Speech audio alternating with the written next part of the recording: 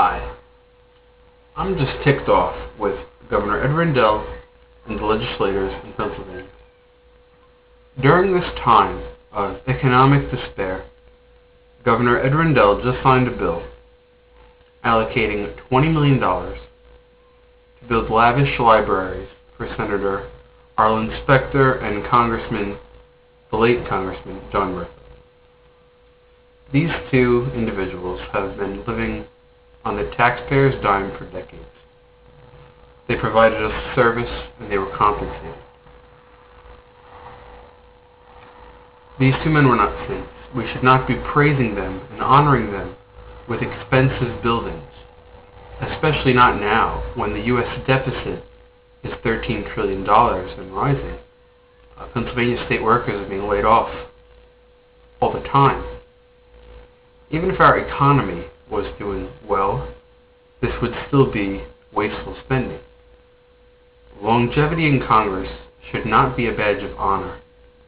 In fact, it should be frowned upon. These guys had the easiest life imaginable.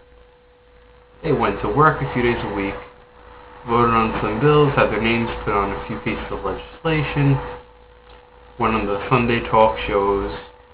They got wined and dined by lobbyists and by the White House, as Arlen Specter did.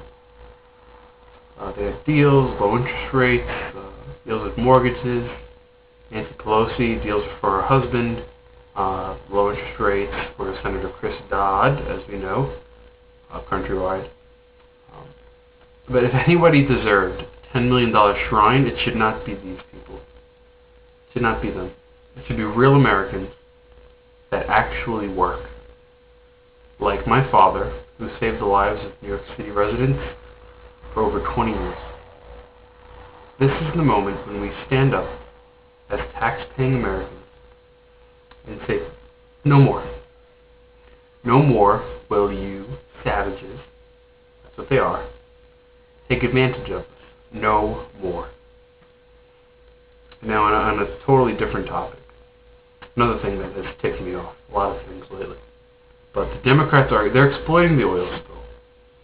They're trying to take advantage of a horrific disaster by trying to get their job-killing environmental legislation passed. They want to stop offshore drilling. But these fools in D.C., they drive cars, they fly in private jets, they use more oil than you or I ever will. And they have the gall to tell us to stop driving old cars and to go green. Give me a break. The only thing that can destroy this planet, honestly, is a nuclear North Korea and Iran. Maybe they should spend a little more time on those two little minor problems we have. You know, when Barack and Nancy start rollerblading to work, I might consider the green thing, but until then, I'm going to assume it to be a scam like everything else the liberals do, just to control us and take our money. I'm Daniel Castorina, and I'm reporting from the Westchester News at the westchesternews.com. Thank you, and God bless America.